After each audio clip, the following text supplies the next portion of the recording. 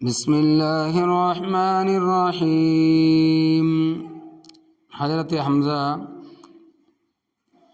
ابن عبد المطلب کا قبول اسلام۔ حضرت صلی اللہ علیہ وسلم کے اعمام میں سے حضرت حمزہ رضی اللہ تعالیٰ عنہ کو آپ صلی اللہ علیہ وسلم سے خاص محبت تھی۔ وہ آپ صلی اللہ علیہ وسلم سے صرف 2-3 برس بڑے تھے اور ساتھ کے کھیلے تھے۔ دونوں نے صوبیہ کا دودھ پیا تھا اور اس رشتے سے بھائی بھائی تھے،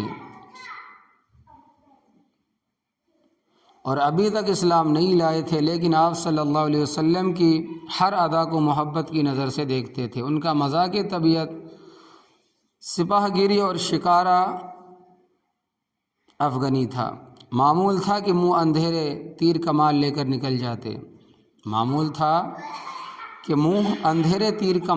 نکل جاتے۔ دن بھر شکار میں مصروف رہتے۔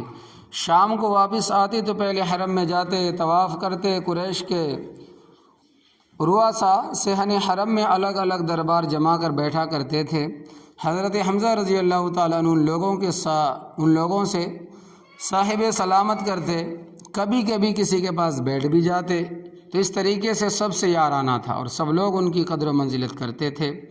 دعوت توحید کی صدا گوئے عرصے سے مکی کی گھاٹیوں میں گونج رہی تھی، تاہم حضرت حمزہ رضی اللہ تعالیٰ عنہ جیسے سپاہی منشی کو ان باتوں سے کیا تعلق؟ انہیں صحرائے نور دی اور سیر و شکار سے کب فرصت تھی، جو شرک توحید کی حقانیت پر غور کرتے۔ لیکن خدا نے عجیب طرح سے ان کی رہنمائی کی۔ ایک روز حسب معمول شکار سے واپس آ رہے تھے، کوہ صفا کے پاس پہنچے تو ایک لونڈی نے کہا، ابو عمارہ، کاش تھوڑی دیر پہلے تم اپنے بھتیجے محمد صلی اللہ علیہ وسلم کا حال دیکھتے۔ وہ خانہ کعبہ میں اپنے مذہب کا واعظ کر رہے تھے۔ ابو جہل نے نہایت سخت گالیاں دی، بہت بری طرح ستایا، لیکن محمد صلی اللہ علیہ وسلم نے کچھ جواب نہ دیا اور بے بسی کے ساتھ لوٹ گئے۔ یہ سننا تھا کہ رگے حمیت میں جوش آ گیا، تیزی کے ساتھ خانہ کعبہ کی طرف بڑھے۔ ان کا قاعدہ تھا کہ شکار سے واپس آتے ہوئے کوئی راہ میں مل جاتا تو کھڑے ہو کر ضرور اس سے 2 باتیں کر لیتے تھے، سلام دعا کر لیتے تھے۔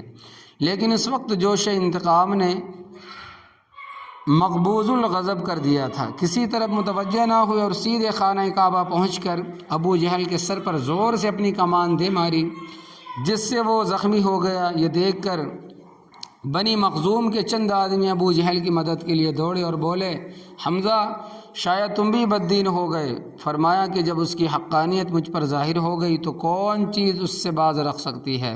ہاں، میں گواہی دیتا ہوں کہ محمد صلی اللہ علیہ وسلم اللہ کے رسول ہے اور جو کچھ وہ کہتے ہیں سب حق ہے۔ خدا کی قسم، اب میں اس سے پھر نہیں سکتا۔ اگر تم سچے ہو تو مجھے روک کر دیکھو۔ حضرت صلی اللہ علیہ وسلم کے جوش حمایت میں انہوں نے اسلام کا اظہار تو کر دیا، لیکن گھر پر آئے تو متردد تھے کہ آبائی دین کو دفعتاً کیوں چھوڑ دوں۔ تمام دن سوچتے رہے، بالآخر غور و فکر کے بعد یہ فیصلہ کیا کہ دین حق یہی ہے۔ اسلام کا وہ زمانہ تھا، حضرت صلی اللہ علیہ وسلم حضرت ارقم رضی اللہ تعالیٰ عنہ کے مکان میں پناہ گزین تھے، یعنی وہ وہاں رہنے لگے تھے، اور مومنین کا حلقہ صرف چند کمزور و ناتواں ہستیوں پر محدود تھا۔ لیکن حضرت حمزہ رضی اللہ تعالیٰ عنہ کے اضافے سے دفعتاً حالت بدل گئی اور کفار کی مطلق العنان دست درازیوں اور ایذا رسانیوں کا سدباب ہو گیا، کیونکہ ان کی شجاعت و جانبازی کا تمام مکہ لوہا مانتا تھا۔ تو یہ حضرت حمزہ رضی اللہ تعالیٰ